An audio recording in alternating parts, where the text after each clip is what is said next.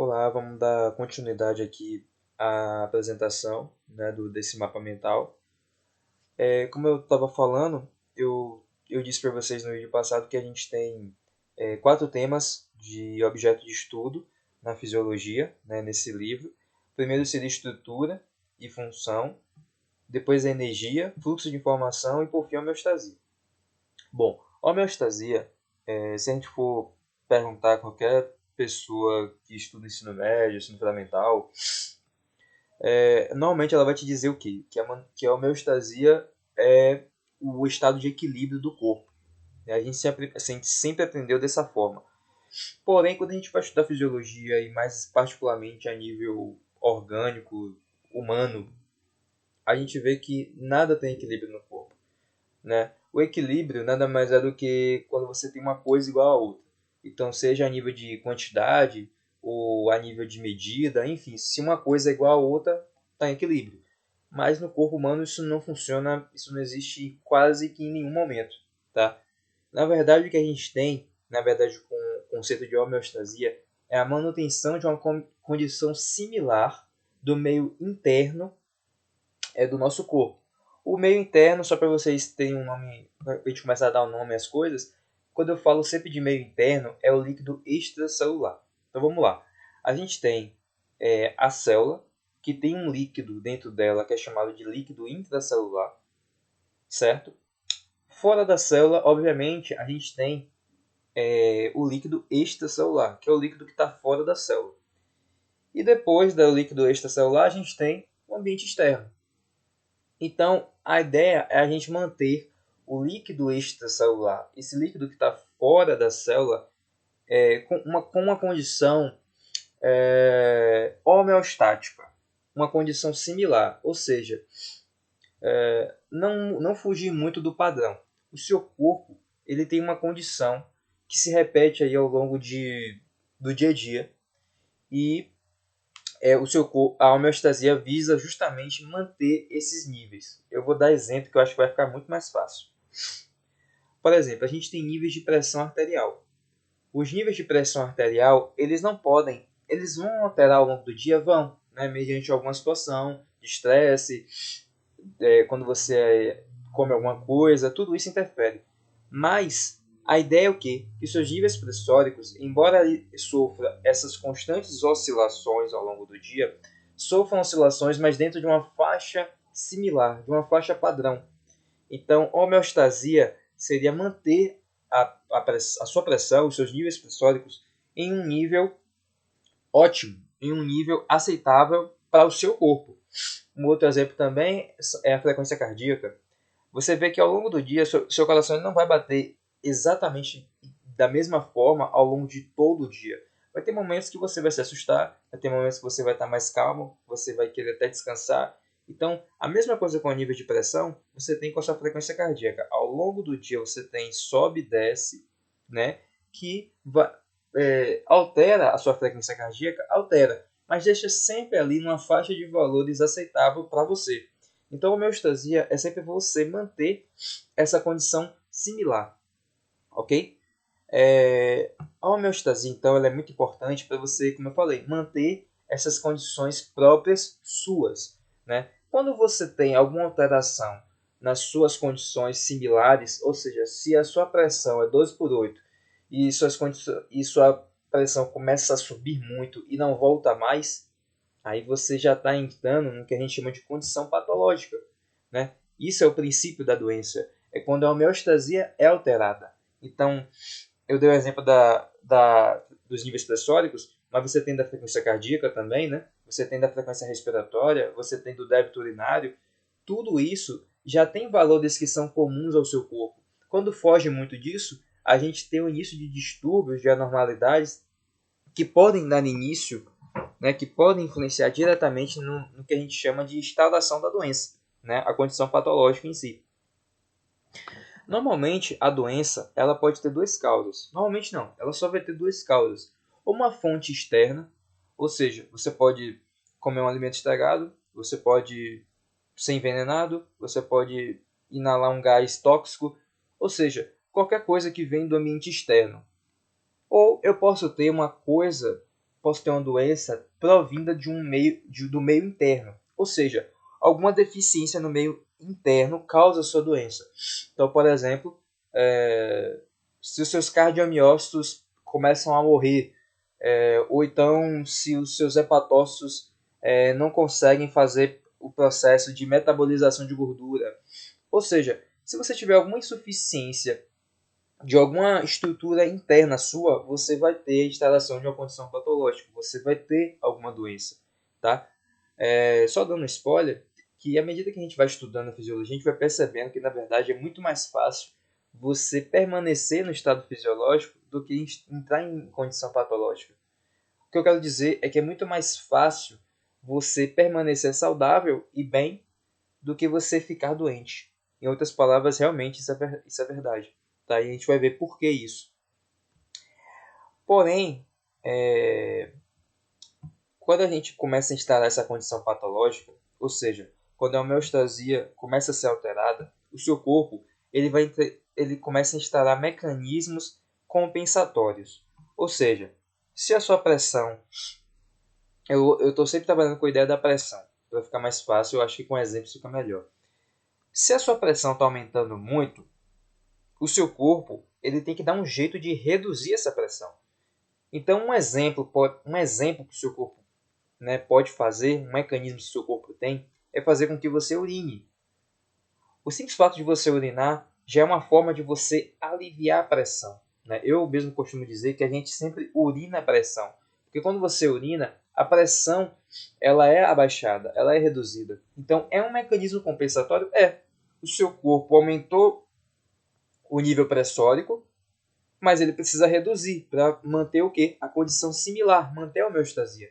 Então você urina. Então esse é um mecanismo compensatório.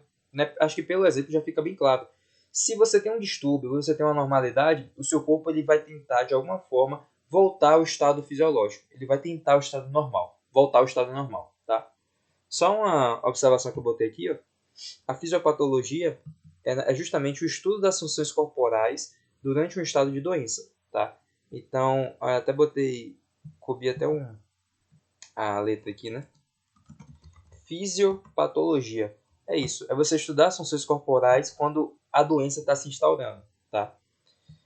A homeostasia também ela é muito importante, ela depende muito do balanço de massa.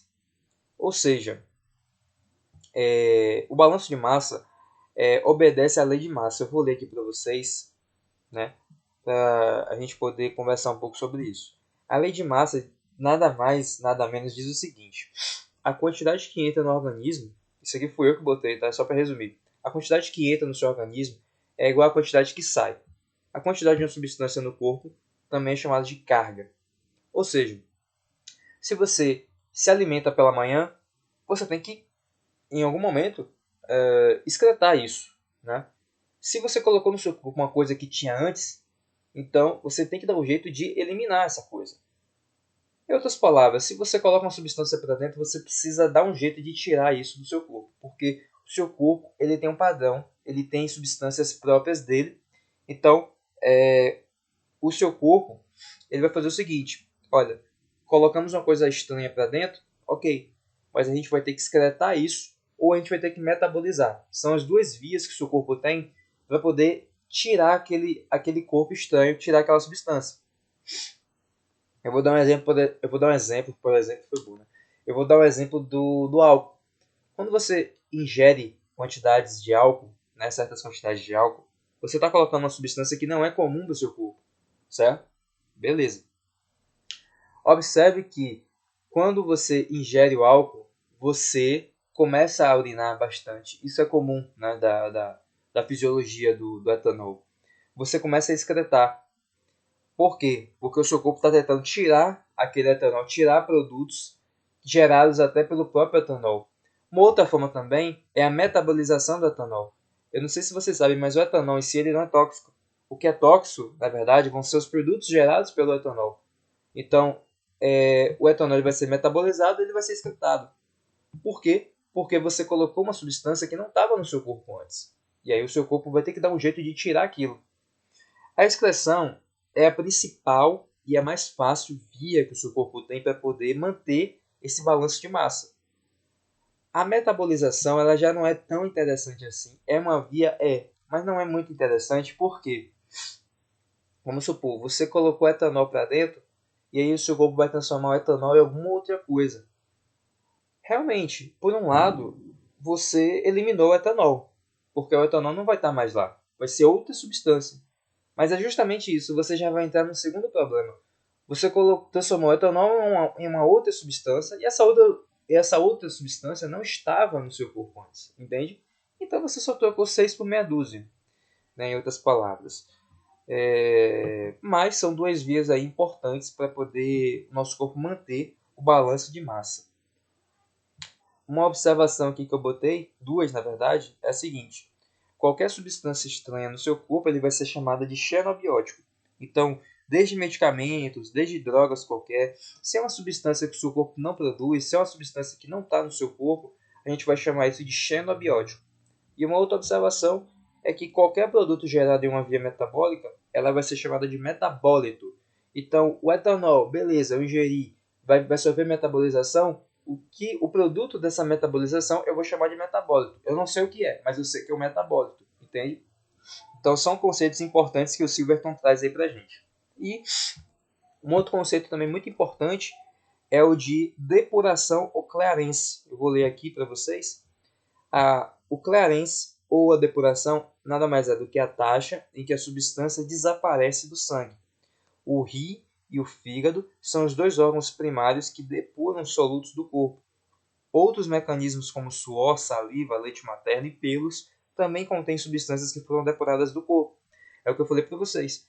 O seu corpo ele vai metabolizar tudo que passa por ele. Tudo que você ingere vai ser metabolizado ou vai ser transformado em alguma outra coisa, né? Vai ficar no seu corpo mesmo, ou você vai excretar.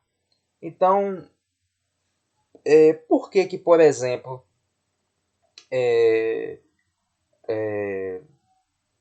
a gente tem tanta preocupação na gravidez da grávida não ingerir álcool?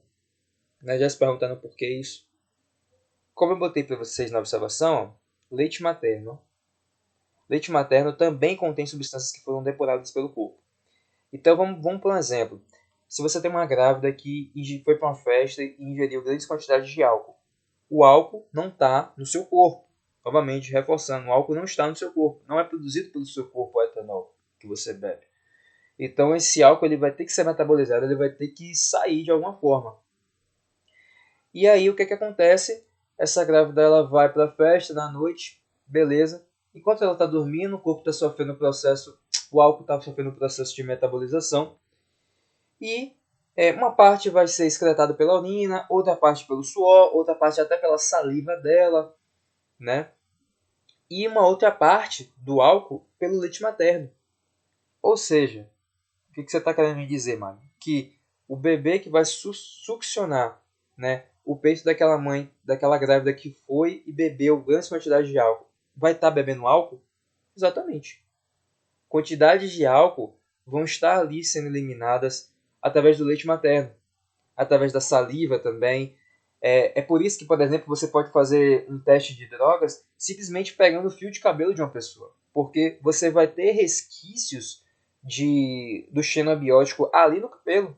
Tá? Isso é muito interessante, até do ponto de vista para doença, para você investigar assassinatos, né, por envenenamento, algo do tipo. É um mecanismo que a gente tem muito interessante, né?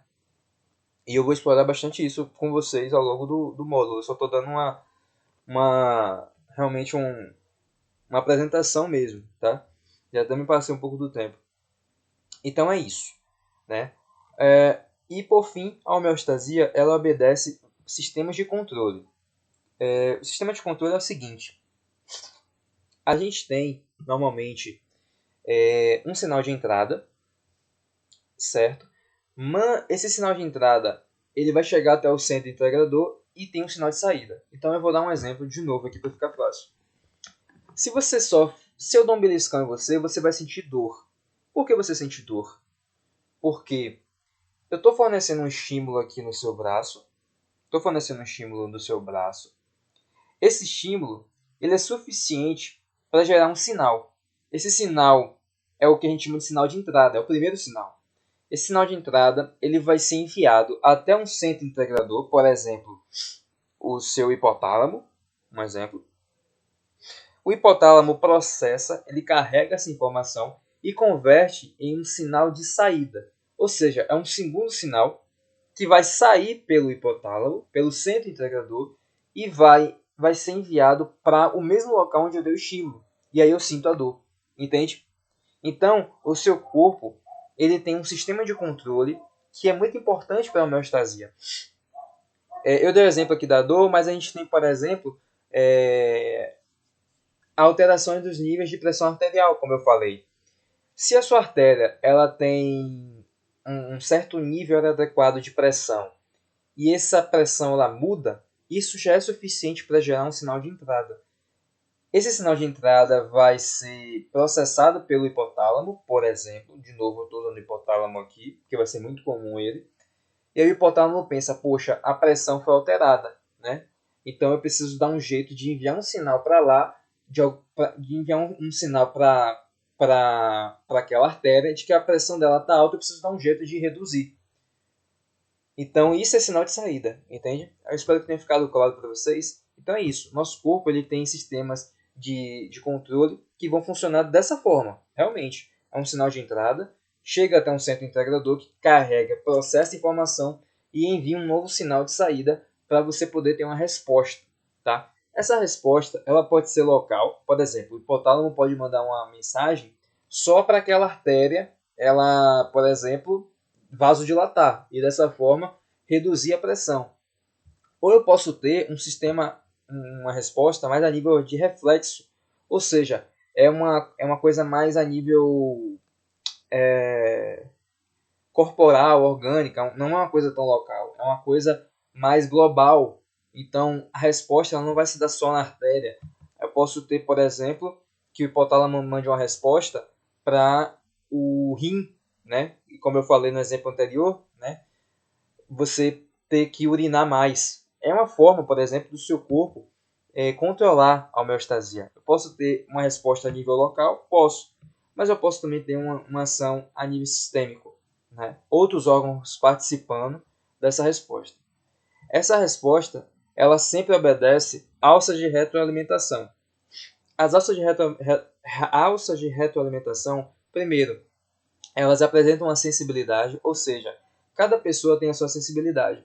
Às vezes 12/8 pode ser muito bom para mim, né?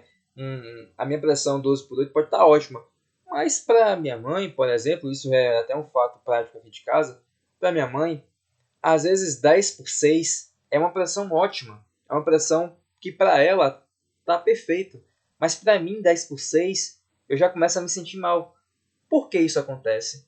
Né? Por que não existe um padrão? Ah, poxa, por que não é 12/8 para todo mundo? Porque cada pessoa tem a sua sensibilidade.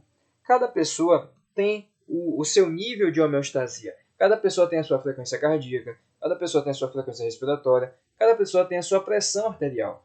Então, essas alças de retroalimentação, elas obedecem sensibilidade. A sensibilidade, ela vai variar muito conforme a pessoa, de pessoa para pessoa. Essas alças também, elas podem ser positivas ou negativas.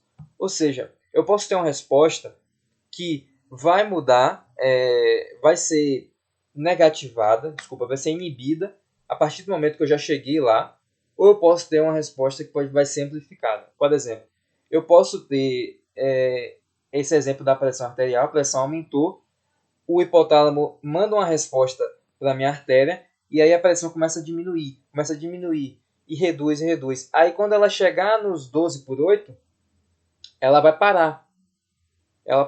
O hipotálamo para de mandar essa resposta. Isso é uma alça de retroalimentação negativa.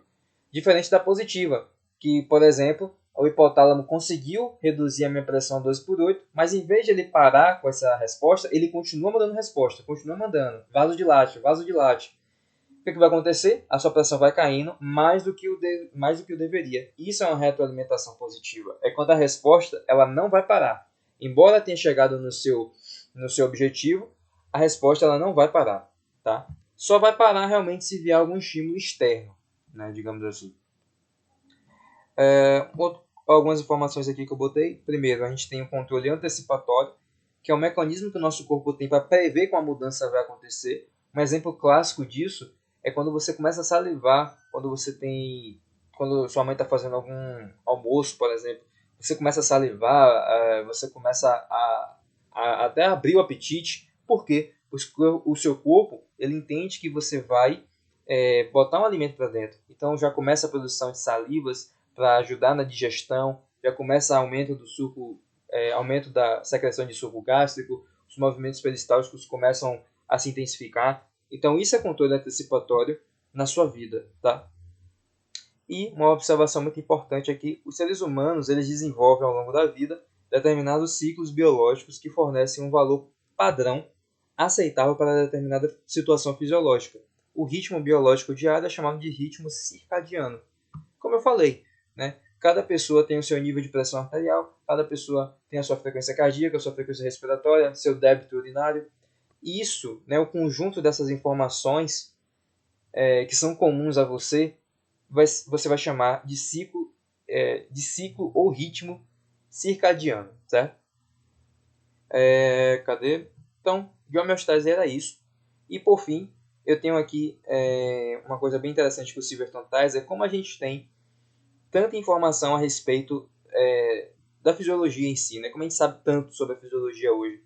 Bom, a gente tem muitos estudos ao longo de vários anos aí, já tem muitos anos que a ciência trabalha a respeito disso.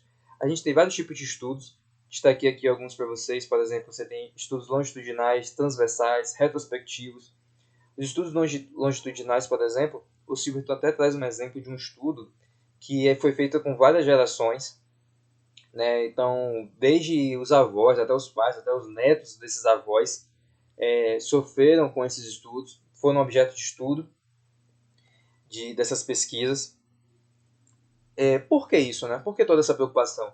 Porque antes de você, por exemplo, colocar um fármaco em circulação, você precisa ter o máximo de certeza de que aquele fármaco não vai te causar mal. Eu estou falando isso, mas até na questão da pandemia.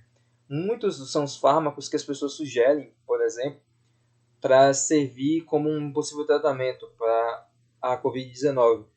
Mas será que esses fármacos sofreram os estudos necessários para já sofrer uma aplicação a nível humano? Quais são os riscos que isso vai gerar no seu corpo? Então, os estudos eles servem justamente para isso. A gente vai minimizar os erros, não vamos evitar erros. A biologia, né, ela nunca vai dizer que está isenta de erros, isso não existe. Mas a gente pode minimizar esses erros. Tá? Alguns conceitos também importantes o de variável independente, que é o que eu altero, e variável dependente com objeto de análise. Por exemplo, se eu faço um estudo com pessoas, eu pego um grupo de pessoas, pego 10 pessoas, eu analiso a frequência cardíaca delas em repouso e depois eu mando ela correr 5 minutos na esteira e vou aferir e vou ver qual é a frequência cardíaca de cada uma de novo. Qual que seria a minha variável dependente? O que eu estou analisando aí? Eu estou analisando a frequência cardíaca dessas pessoas, certo? Eu analisei a frequência cardíaca em duas situações. Então, minha variável dependente seria a frequência cardíaca. Já a minha variável independente é o que eu estou alterando. O que eu alterei nesse caso? O nível de atividade física. No início eles estavam em repouso, depois eles correram. Então, eu alterei a atividade física e avaliei a frequência cardíaca. Isso são variáveis dependente e independente. Eu posso ter também um grupo controle. O controle é o seguinte: eu posso ter um grupo que vai vai ficar em repouso e um grupo que vai ficar correndo, fazendo exercícios físicos, e aí eu vou comparar os resultados de cada grupo. Isso é ter controle de um estudo. A partir disso eu obtenho os dados, porém não adianta só fazer esse estudo uma vez só. Eu tenho que fazer várias e várias e várias vezes. É por isso que todo estudo sofre replicações. E aí, a partir do momento que você tem várias replicações desses estudos, eu formo um modelo de trabalho que, se for aceito pela comunidade científica, torna-se uma teoria científica. Uma observação importante é que, normalmente, esses estudos eles são feitos em animais. Eu posso ter estudo em pessoas? Posso. Mas, normalmente, são em animais, né? Principalmente quando você vai fazer a utilização testes para fazer fármacos, por exemplo. E Uma coisa muito importante também que a gente nunca pode esquecer. Os estudos, eles às vezes podem divergir muito do que é a realidade. Porque cada pessoa é uma pessoa. Cada pessoa tem o seu lote de genes, né? Tem o seu genoma. Cada pessoa tem os seus fatores psicológicos, tem as considerações éticas também envolvidas no estudo. Então, às vezes, um estudo ele pode desvirtuar muito da realidade. Às vezes, um fármaco usado para uma pessoa pode dar muito certo, mas para outra pode dar muito errado e dar um efeito colateral. Porque a ciência é falha? Não é porque a ciência é falha, mas é porque realmente as pessoas são muito diferentes umas das outras. Tá? Então, do capítulo de Silverton, realmente era isso que eu tinha para falar. Né? Foram os conceitos mais importantes e abrangeu bem realmente o que esse capítulo traz. Super recomendo que vocês deem uma lida no livro depois dessa explicação e façam os exercícios. E qualquer dúvida aí a gente está aí para ajudar, certo? Obrigado por ter assistido. Então, até logo.